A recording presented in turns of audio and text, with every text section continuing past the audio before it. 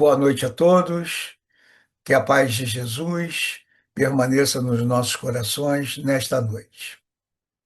Hoje nós estaremos falando sobre esse apóstolo do bem, Dr. Marx, e para que possamos dar início então a esse nosso trabalho da noite, vamos fazer a leitura da nossa página de harmonização. Tiramos então essa página de harmonização do livro Paz e Renovação, ditado por Emmanuel e psicografado por Francisco Cândido Xavier.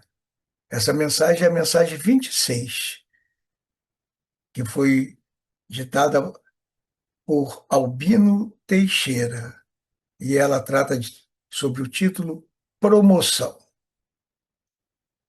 Quando a tentação e a enfermidade nos visitam, quando a nossa esperança se dissolve no sofrimento, quando a provação se nos afigura invencível, quando somos apontados pelo dedo da injúria, quando os próprios amigos nos abandonam, quando todas as circunstâncias nos contrariam, quando a mágoa aparece, quando a incompreensão nos procura ameaçadora, quando somos intimados a esquecermos em benefício dos outros, então é chegado para nós o teste de aproveitamento espiritual na escola da vida para efeito de promoção. Vamos então, nesse instante, elevar os nossos pensamentos ao nosso Pai, para que possamos estar fazendo a nossa prece inicial, dizendo então: amado e querido Mestre Jesus, em teu nome, mas acima de tudo, em nome dessa inteligência suprema, causa única de todas as coisas, que é o nosso Pai Celestial. Nós, encarnados e desencarnados, queremos agradecer por mais esta oportunidade que estamos recebendo de poder falar e estudar um pouco mais desta doutrina que nos conforta, que nos consola e que nos dá a condição de refletir do porquê estamos encarnados num planeta de provas e expiação. Queremos também, nesse instante, agradecer a nossa Mãe Santíssima, que todos os dias, com seu manto de luz, nos ampara e protege. Tendo a certeza absoluta da presença de nosso Mestre Jesus nos corações de todos nós, queremos dar então início aos nossos estudos da noite. Que assim seja, graças a Deus. Nós vamos estar falando sobre esse espírito de escola também, como Eurípides, que é Dr. Marx. Dr. Marx, só que ficou aqui do lado de cada Baía de Guanabara, não é? Dr. Marx não é um desses espíritos que não nasceu em Minas Gerais, porque Minas, que tem todos, não é assim? Eurípides, Francisco Cândido Xavier, mas se nós olharmos também aqui do lado de cá, temos esses espíritos de muita escola mesmo, espíritos fabulosos, que aqui estiveram, alguns encarnados e já desencarnados, e outros ainda encarnados. Porque, por exemplo, nós temos já desencarnado, que era do lado de cá, Peixotinho. Peixotinho é uma outra história que um dia deverá ser contada. Também era um espírito de muita luz. O outro é Raul Teixeira, ainda está encarnado, fazendo palestras, não é? O outro é um amigo demais, preside a Casa Espírita, que minha mulher também está lá com ele, dirigindo, o Centro Espírita Universalista, o CEL, e Adolfo Marques. Adolfo também é outro espírito de escola, só de livros publicados tem para mais de 38. Então, tudo por intuição, quer dizer, são espíritos que vieram para colaborar com uma missão, não é? E o Dr. Marx também não deixou de estar aqui em missão. Dr. Marsh, o nome dele é Guilherme Taylor Marsh, médico dotado de uma inteligência privilegiada e de uma cultura invulgar. Foi um dos principais responsáveis pelo sucesso da homeopatia em nosso país.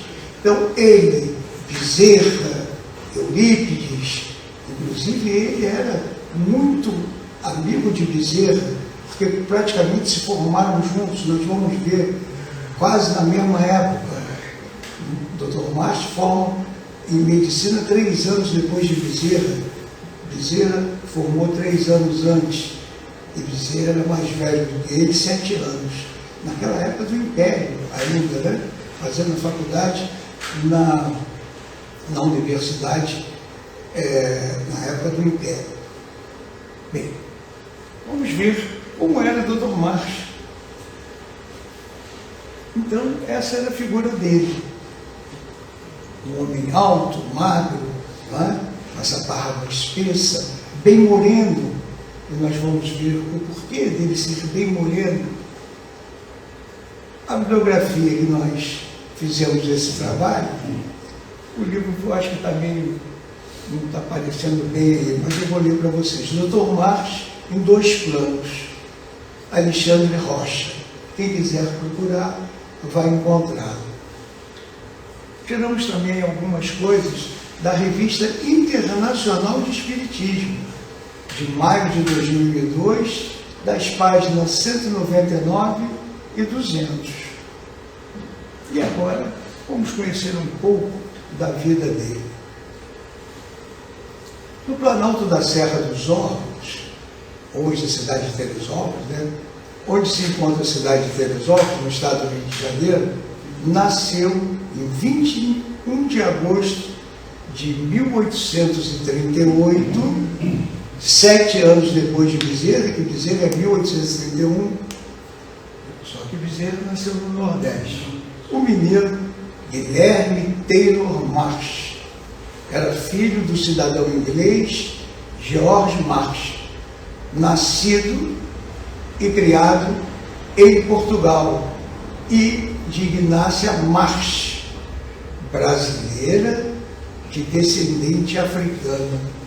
A mãe de Dr. Marsh era uma escrava alforriada.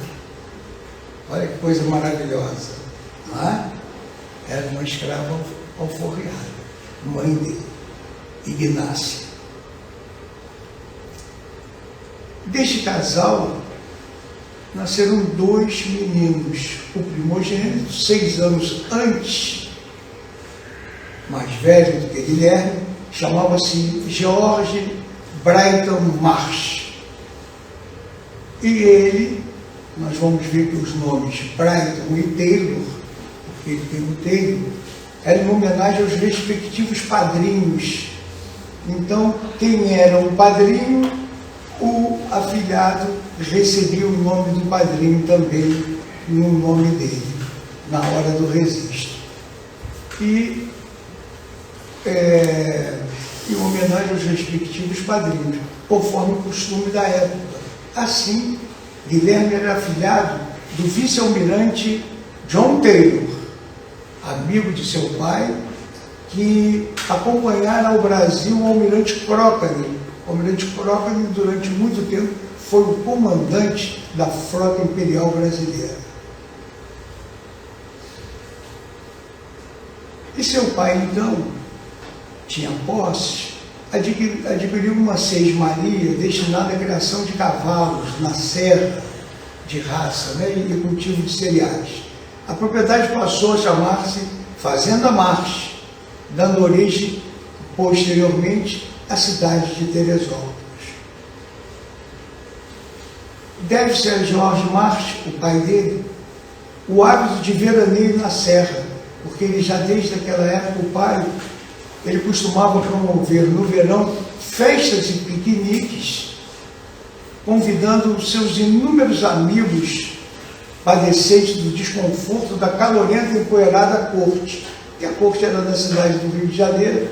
Então, imagine, não tinha ar-condicionado, não tinha ventilador, aquilo devia ser um calor insuportável. e ele já promovia festas lá em cima para que essas pessoas pudessem estar também participando. Falecendo Jorge Marx, ficaram os filhos entregues à incerteza do destino, uma vez que a genitora, a mãe dele, já tinha falecido anteriormente, deixara a vida física antes do marido, embora este lhes tivesse legado considerável fortuna, porque eles eram realmente com muito dinheiro. Falecendo Jorge Marx, ficaram os filhos entregues à incerteza do destino, uma vez que a genitora deixara a vida física antes do marido, nós já vimos. O primogênito, com 18 anos, cuidaria dos seus próprios interesses, e ele tinha apenas 12 anos, quando o pai morreu. E aí, como se procedia naquela oportunidade? Nomeava um tutor para que pudesse estar administrando os bens daquela criança até ele completar a maioridade. E aí, nesse período, o pequeno Guilherme, com 12 anos, foi-lhe nomeado um tutor, que não poupou esforço na sua educação. E aí, ele esteve interno no colégio dos Padres Paiva, no Rio de Janeiro. E depois, matriculado na Faculdade de Medicina da Corte, a mesma faculdade onde Bezerra tinha terminado o curso dele de medicina 3 anos antes. Guilherme termina o curso em 1859. E o interessante é que ele era uma pessoa muito brilhante, muito estudioso, muito competente, e ele passou para começar a cursar medicina com a idade de 15 anos, era um dos mais novos.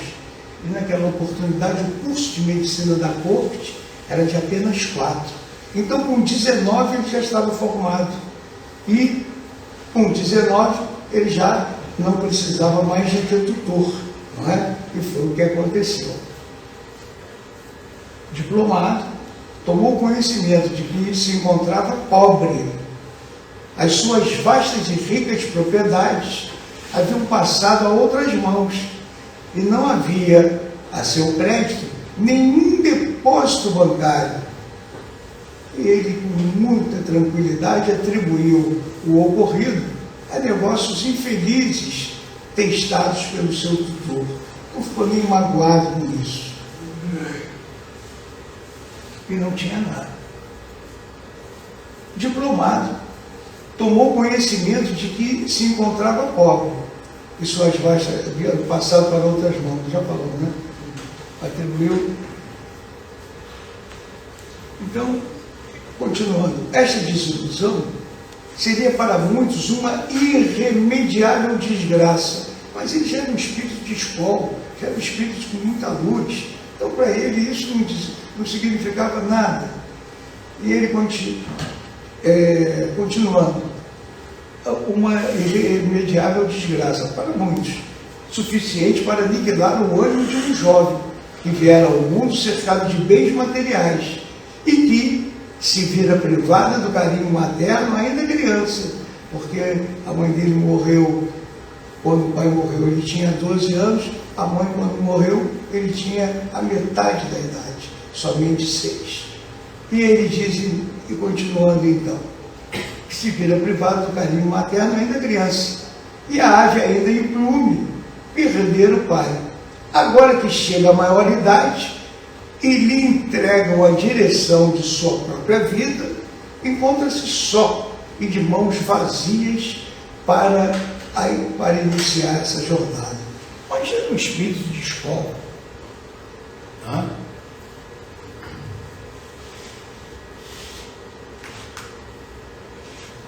Descomporei era sua alma e não se intimidou com as agruras da vida. E ele pensando, fazendo um questionamento, não possuía o diploma profissional, já não era um médico, não é? Com apenas 19 anos? com que poderia ganhar o pão de cada dia? Então ele já era médico, já tinha uma profissão, então teria condições de estar fazendo com que o seu trabalho lhe rendesse o sustento para ele e para a família que viesse a constituir. Assim, atirou-se ao trabalho com fé e coragem. Dr. Marx iniciou sua carreira como médico homeopata, como foi o caso de Eurípides e como foi o caso de Bezerra. Aliás, eles eram muito... Ele com Bezerra tinha um relacionamento grande desde a época de faculdade, porque estavam no mesmo período em que Bezerra estava estudando, ele também estava na faculdade, então já o conhecia. É importante esclarecer porque se interessaram por esse sistema de curar, hostilizando nos meios médicos, hostilizado no meio médico da época. Porque a homeopatia, naquela oportunidade, só quem trabalhava com ela, como nós vimos até Rafael falando no encontro de sexta-feira passada. Eurípides não era médico, mas, naquela oportunidade, todos aqueles que eram adeptos da doutrina espírita poderiam estar praticando a homeopatia, tá certo? Mas ele, como médico, inicialmente trabalhou com toda essa parte alopata, né? Com toda essa parte da medicina convencional. Mas ele já desde cedo se interessou por essa situação. Nós aí temos duas histórias aqui para serem contadas. Uma eu vou contar rapidamente antes dessa daqui. Ele, quando estava são 4 anos, no 3º ano do curso de medicina, e ele morava como Eurípides, aliás, como Bezerra de Menezes, também numa pensão, a mesma situação, e sem recurso nenhum. E essa pensão era no centro do Rio de Janeiro, e ela funcionava atrás de uma loja, que era como se fosse uma loja de departamento, onde lá atrás foi cedido para uma senhora fazer uma pensão. E nessa pensão moravam também alguns daqueles que trabalhavam com o dono da loja. Ali moravam alguns e ele também ali morava. E quando ele estava no 3º ano, ele viu uma situação em que um daqueles trabalhadores desta loja adoeceu, e o médico, então, na oportunidade, disse para ele estava muito mal, e disse para ele: olha, eu posso trazer 2 médicos para você, um médico convencional, alopata, e agora temos também aqui na cidade do Rio de Janeiro um médico homeopata, que receita uns líquidos. Naquela época não tinham comprimidos, era tudo em líquido, né? E aí ele escolheu ser curado pelo médico alopata. E o médico começou a fazer o tratamento, ele não levou 24 horas e veio a óbito. E aquilo deixou o Dr. Marx assim, aborrecido, porque ele estava vendo ali, não pôde fazer nada, não tinha condição nenhuma, e ele ainda não tinha muito conhecimento sobre homeopatia. E aí o que acontece? Ele, um pouco mais adiante, não passou nem muito tempo, essa história é contada por um dos grandes palestrantes espíritas chamado Hélio Ribeiro. Se a gente entrar no YouTube, vamos ver Hélio, lá na época da pandemia, falando sobre o Dr. Marx. E ele conta isso também, como eu estou aqui passando para vocês. Aí o que aconteceu? Ele ficou com aquilo guardado com ele. E logo em seguida, um outro funcionário pegou também a mesma doença. Não sabemos se na época era aquela gripe espanhola, alguma coisa nesse sentido. e pegou novamente essa doença. E aí o que aconteceu? O patrão disse assim, olha, agora nós temos também esse médico homeopata na cidade. Você não tem interesse de chamá-lo?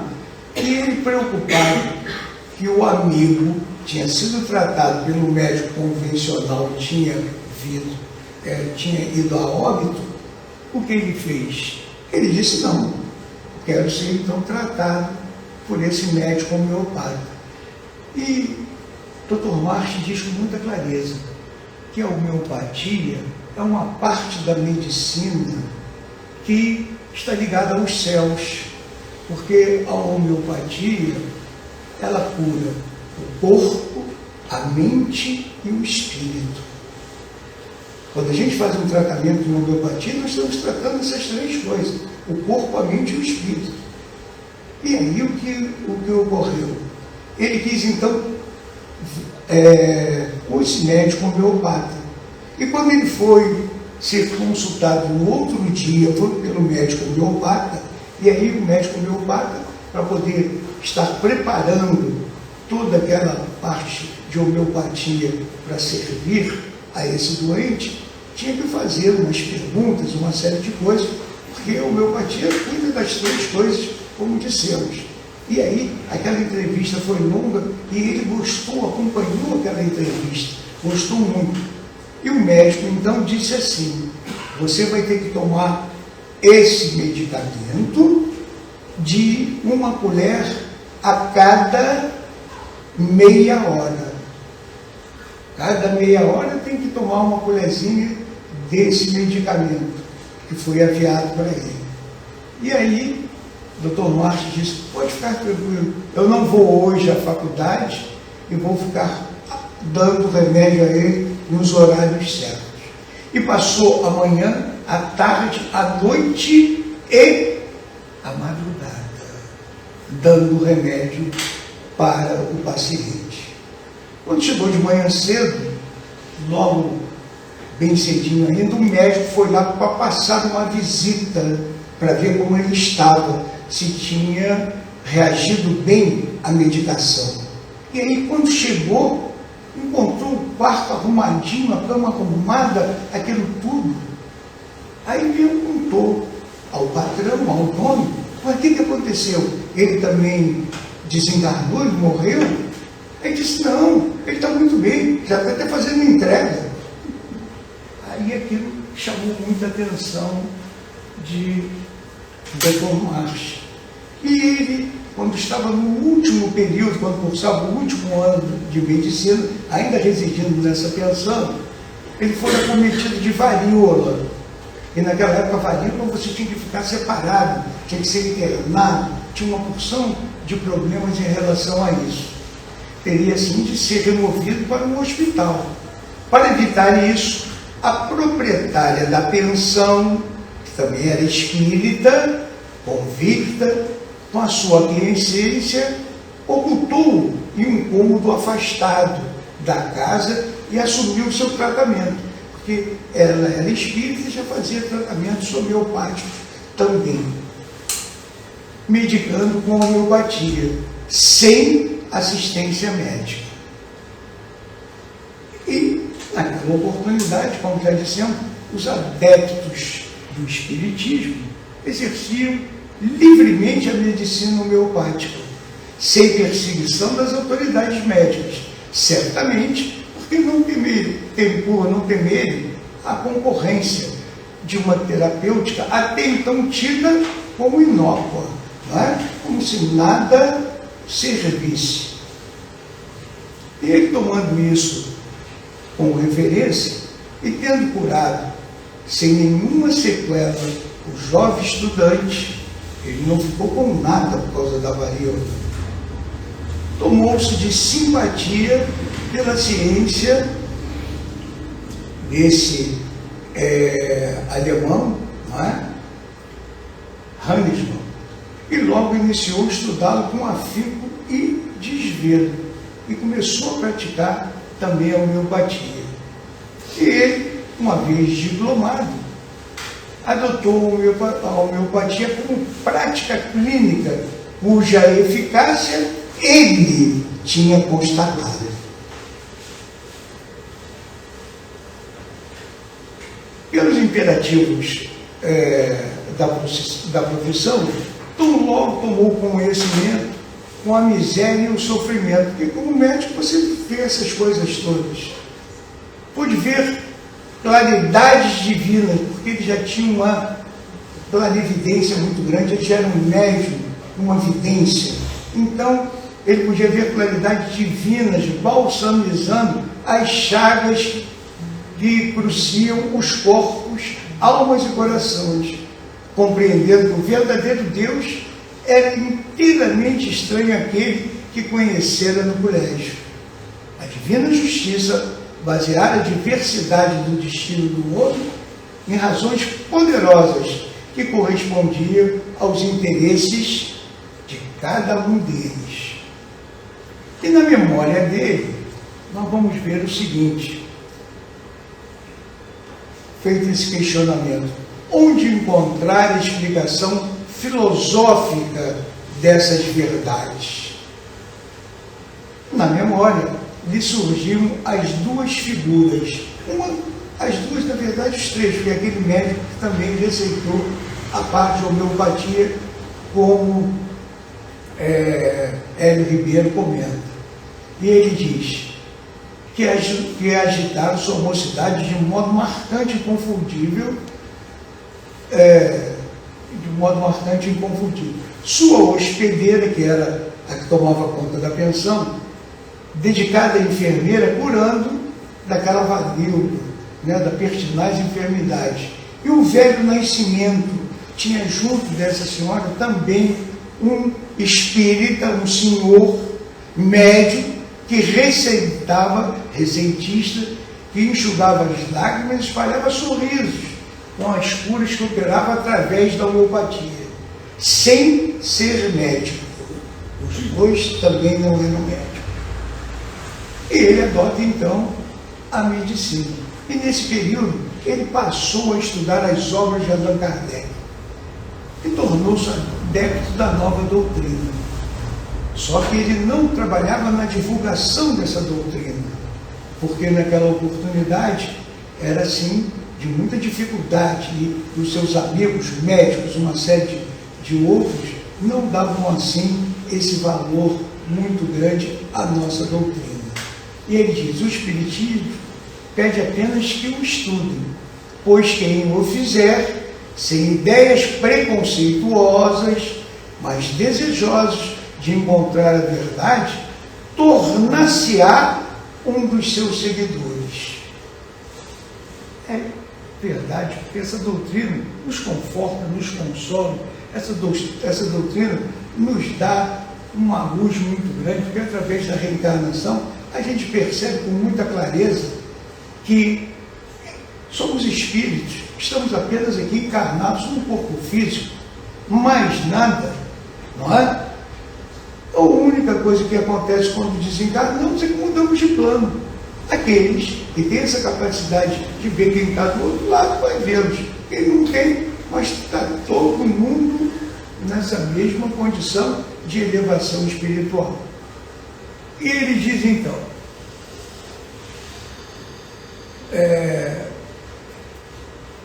Dr. Marx absteve-se de pregar a doutrina espírita, como nós dissemos. Ele não gostava de falar muito sobre ela, em função justamente dos seus amigos. Pela palavra, talvez para não chocar opiniões de parentes e amigos, mas pregou-a através de seus atos e exemplos. Isso que foi o mais importante, é que ele fazia, exemplificava, ele praticava, não precisava falar de espiritismo, ele praticava, uma vez que se deu inteira e ostensivamente ao serviço da caridade e o amor ao próximo. Foi uma vida dedicada ao próximo, foi a vida de Dr. Marx, como nós vamos ver mais adiante. Ele casou-se com Francisca de Paula Correia, na cidade do Rio de Janeiro. mas logo se transferiu para Niterói. Hélio, também nessa palestra que faz, ele comenta que um amigo dele de formatura disse: olha, lá em Niterói estão fazendo a primeira farmácia homeopática, você não quer ir para lá não? E ele se dirigiu para Niterói para começar a trabalhar com homeopatia em Niterói. E o interessante é que quando ele começou a trabalhar com isso, o primeiro cliente, ou aquele primeiro que apareceu, foi uma pessoa que tinha um problema incurável dos rins. E ele, num período muito curto, curou essa pessoa. E aí, o que acontece? Uma pessoa que cura de uma doença que durante anos está acometida, faz uma divulgação enorme. E aí, ele começou a receber muitos lá aonde ele se encontrava, nesse bairro do Barreto, e passou mais tarde para a Rua do Santana. E nesse período, como ele fazia? Ele morava num sobrado, e nesse sobrado, em cima era a parte onde eles dormiam, onde ficavam, e embaixo funcionava o consultório dele, que vivia cheio o dia inteiro. Mas ele não cobrava nada. Como Bezerra, a única coisa que ele fazia era colocar um cesto onde aqueles que pudessem depositavam ali algum dinheiro. Às vezes, no final do dia, no final da semana, o dinheiro que tirava ali não dava nem para comprar um pão, porque muitos não tinham condições de pagar nada. E ele atendia a todos e ainda dava a medicação.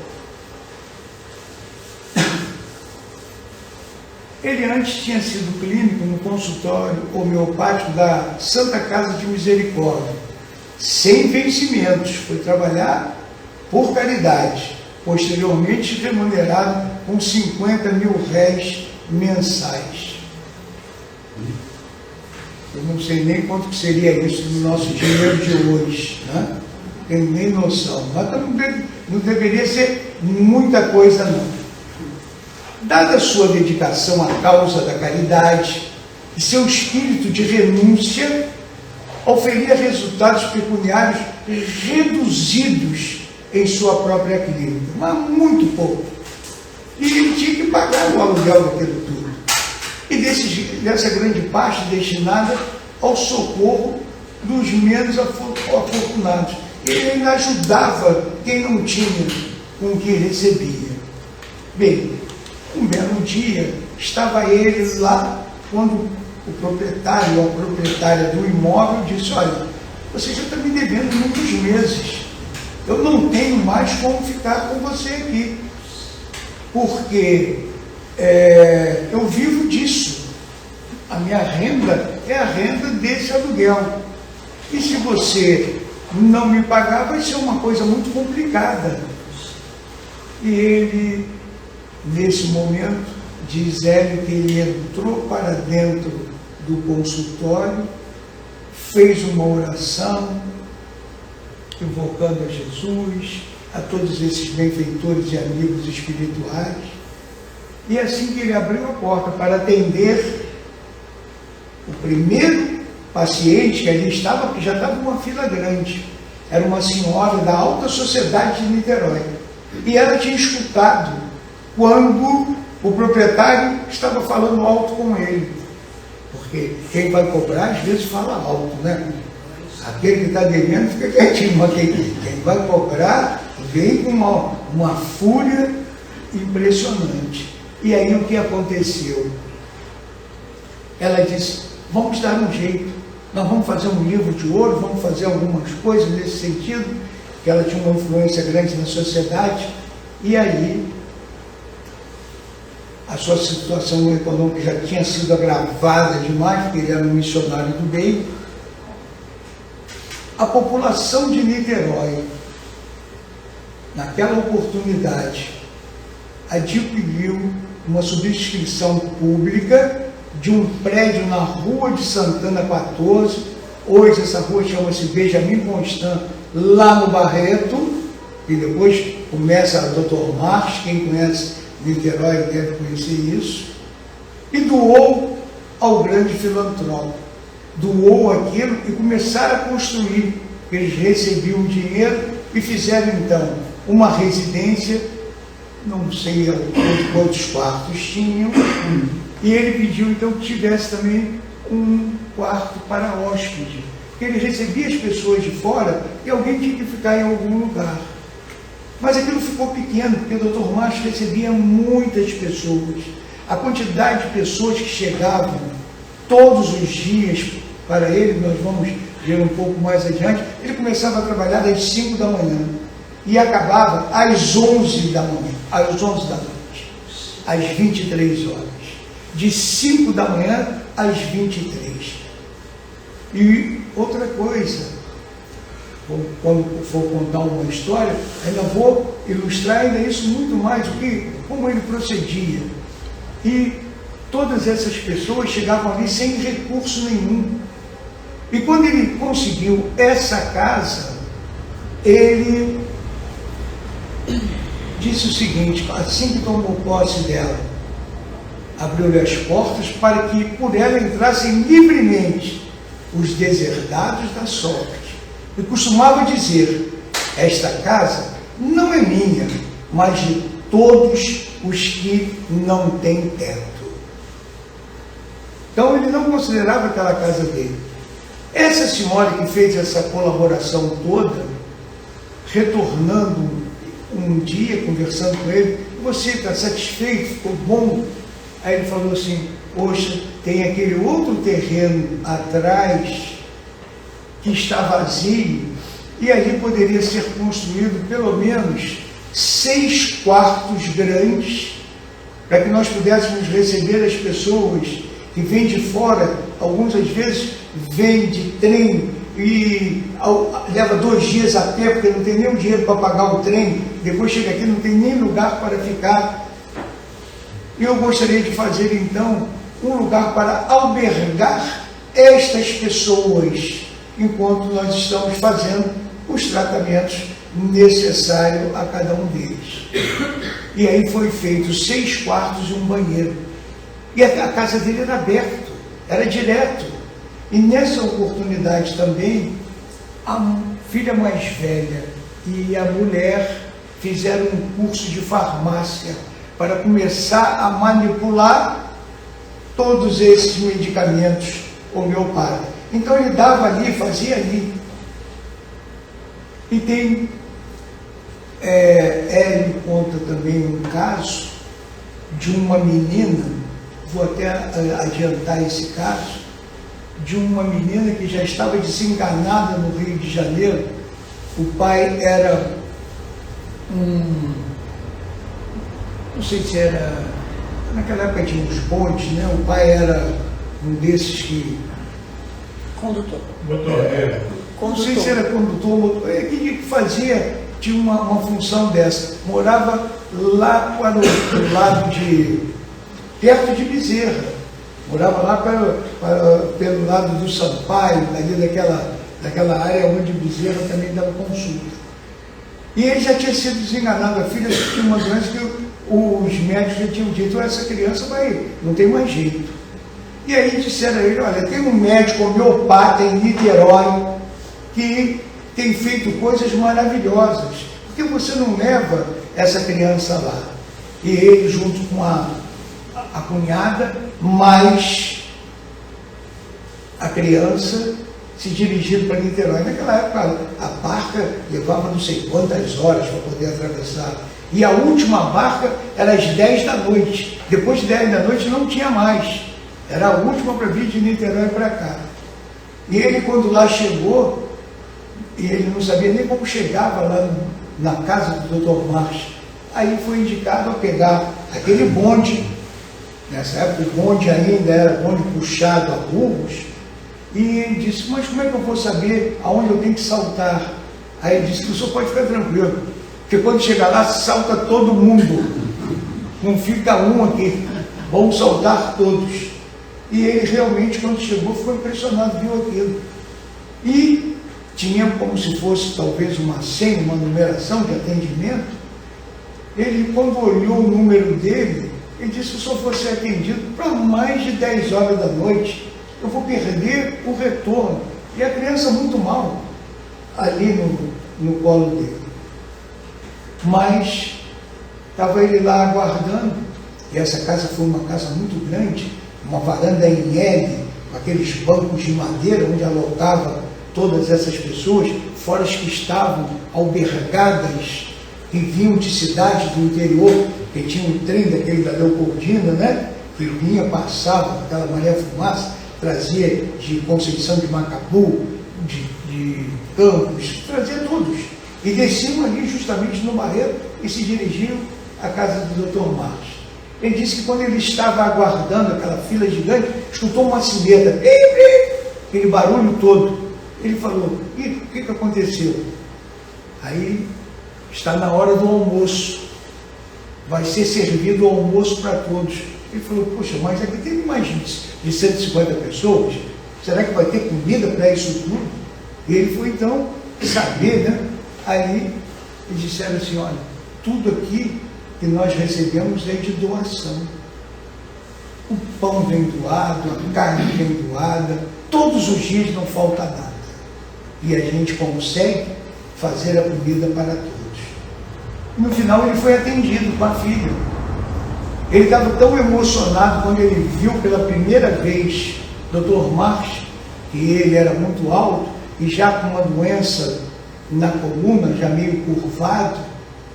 Quando ele chegou perto, ele ficou assim, olhando para ele com aquela barba, como nós vimos na fotografia, e ele nem teve como falar. Quem falou sobre a doença, sobre tudo, foi a cunhada dele. E ele disse assim, o Dr. Marcos disse: você tem que ter fé. Nós vamos ter fé. A medicação que você faz, essa, tem que dar de hora em hora, e daqui a 30 dias você retorna. Ele até pensou assim: daqui a 30 dias ela já desencarnou tomando esses líquidozinhos. Bem passados seus 30 dias. Quando no retorno dos 30 dias ele volta novamente com a cunhada e a filha, já boa. E a filha, quando desce lá, com aquele multidão de pessoas para que ele pudesse atender, ela já saiu correndo do bonde com um ramo de flores e chega nos pés do Dr. Marcos, coloca aquelas flores e diz assim: eu sou aquela que o Senhor me salvou. Olha que espírito de escola era esse. Esse é um dos casos contado por ele. Pode entrar no YouTube um dia que ele fala isso com muita clareza. Bem, vamos dar continuidade.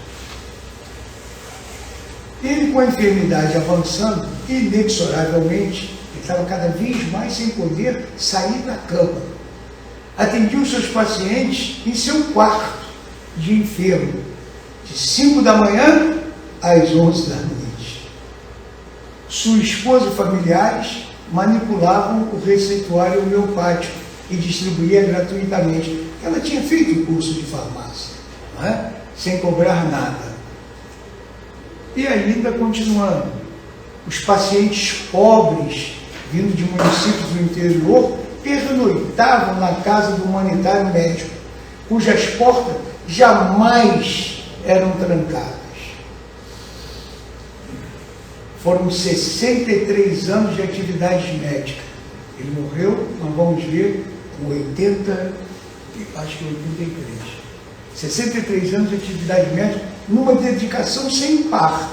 Abdicava de todo o interesse material, entregando-se dia e noite, sem fadiga ou revolta, a tarefa sublime de minorar o sofrimento alheio. Foi cognominado, né, pai dos pobres. Quem ouvisse curvado pelo sofrimento físico, a enxugar as lágrimas dos pacientes, poderia dizer: estranho homem é esse, que esquece a própria dor para aliviar a de outro. Talvez seja um santo. Seus familiares, entretanto, sabiam tratar-se de um simples espírito, procurando cumprir a recomendação do divino médico: amai-vos uns aos outros, como eu vos amei. O Dr. Marsh, então, se despediu da sua vida física no dia 21 de junho de 1922, após 84 anos de vida laboriosa, inteiramente dedicada ao bem e à fraternidade. Era realmente um espírito de escola, como Bezerra, não é? Como todos esses outros. O povo acorreu em massa e carregou-lhe o féretro nos braços até o cemitério do Maruí, lá próximo da casa dele, no Barreto, onde o sepultaram sobre flores e lágrimas. O poder público custeou-lhe os funerais, no reconhecimento e homenagem à humildade. Até hoje ainda tem lá o túmulo do Dr. Marsh. A pobreza daquele homem que se doara ao semelhante. Naquela época tinha um jornal chamado o Jornal Fluminense. Eu não sei nem se ele ainda está sendo editado, não é? Até depois se tornou a Rádio Fluminense. O Jornal Fluminense publicava em 22 de junho de 1922 o artigo intitulado "O fim da existência de um homem, a existência de um benemérito da humanidade". A cidade de Niterói perpetuou-lhe a memória, dando seu nome a um logradouro público. Então tem essa rua com o nome dele lá. A Federação Espírita do Rio de Janeiro fundou e mantém o Instituto Dr. Marsh. Esse instituto fica na Desembargador Lima Castro, lá no Barreto. O Desembargador é uma das ruas que dá continuidade a Noronha Torrezão e vai sair do Fonseca para que a gente possa vir para a região dos lagos. Até hoje aquilo funciona. E atende cerca de 200 crianças carentes de 2 a 6 anos. E lá em Niterói eu conheci muitos espíritas que já davam passividade para o Dr. Marsh, às vezes até não com o nome de Dr. Marsh. Ele se apresentava muitas vezes com o nome de Irmão Castro. Eu conheço uma instituição fraternal chamada IFAL, Instituição Fraternal André Luiz, no Barro Vermelho. São 4 andares. É uma coisa gigante. E essa instituição fraternal é onde ele tinha um médium que às terças-feiras dava consulta homeopática com o nome de Irmão Castro, mas com certeza absoluta era Dr. Marsh.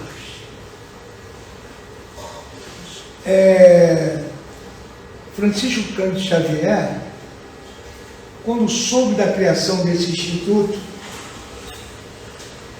em 1934 que ele foi criado, em 1935, Chico, através da sua mãe, psicografa, a mãe de Chico, Maria João de Deus, psicografa um livro chamado Cartas de uma Morta, e ele resolve doar os direitos autorais para o Instituto.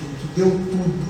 Então, tudo que esse livro até hoje arrecada vai para esse Instituto, para o Dr. Marsh. Leitura. Nos artigos da revista O Reformador, publicado em junho de 2004, ele diz assim em um dos artigos: a doença insidiosa progrediu de uma tal forma que o Dr. Marsh entrou em coma. Então ele estava na casa dele já em coma mesmo. Foi quando ocorreu mais um lance emocionante dessas histórias dele, de sua extraordinária vida. Um de seus filhos era bancário e, ao finalizar o atendimento, deu ao cliente seu cartão de visita, em que figurava o nome Marx. O cliente, curioso com aquela coincidência, perguntou se ele tinha algum parente que havia morrido e que assinava como G de Guilherme Marx. Ele respondeu assustado que quem assinava assim era seu pai, que, entretanto, estava vivo, em coma, lá na casa dele, mas vivo. O cliente, então, lhe mostra uma receita que tinha recebido no dia anterior, uma receita homeopática adquirida no dia anterior pela via da psicografia. E explicou-lhe que, através de uma jovem sonâmbula, residente num bairro pobre, não muito distante do centro da cidade, de nome Engenhoca, próximo de onde era a casa do Dr. Marx, no Barreto, o espírito de um médico que assinava G. Marx estava atendendo a muita gente. Era o Dr. Marx, que, desdobrando, atendia aos deserdados de toda sorte. Então, olha só, é o único caso que eu já vi de uma pessoa em coma, já em desdobramento, e já está trabalhando. Coisa bonita, né, Nazaré? Que vida, que coisa linda. E ele foi muito parecido com o Dr. Marx, como nós vamos fazer uma analogia no final, ou com o Bezerra de Menezes, que é agora. É interessante notar que a vida do Dr. Marx tem marcante analogia com a do Dr. Bezerra de Menezes. Ambos foram médicos homeopatas, ambos estudaram na mesma faculdade, quase no mesmo período. Dr. Bezerra termina o curso 3 anos antes e ele 3 anos depois. Não é? Muito novinho, com 18 anos. Participaram da vida política, foram políticos, como Bezerra também foi, eleitos à vereança pelo Partido Liberal, em épocas diferentes, e começo de vida profissional. Professaram o espiritismo e foram pobres e dedicaram suas vidas aos enfermos e desvalidos. Então, a mesma vida de Bezerra. Assim como o Dr. Bezerra de Menezes, Dr. Marx, com a sua vida de renúncia e sacrifício, soube honrar a medicina e a doutrina espírita.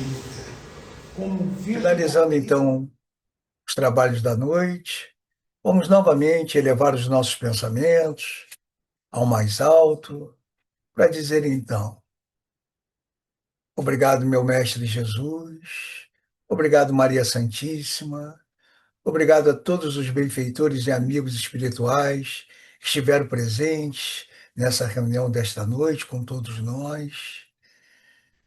Queremos sempre agradecer por mais essa oportunidade de vida, por mais tudo que temos recebido desta doutrina que nos conforta, que nos consola e que nos permite sempre estar refletindo, porque estamos aqui encarnados num planeta de provas e expiação. Sabedores de que ainda temos muito a caminhar. Pedimos a proteção de todos e agradecemos por tudo aquilo que conseguimos nesta noite estar aqui realizando. Obrigado, meu Pai. Obrigado, Jesus. Obrigado, Maria Santíssima. Que assim seja, graças a Deus.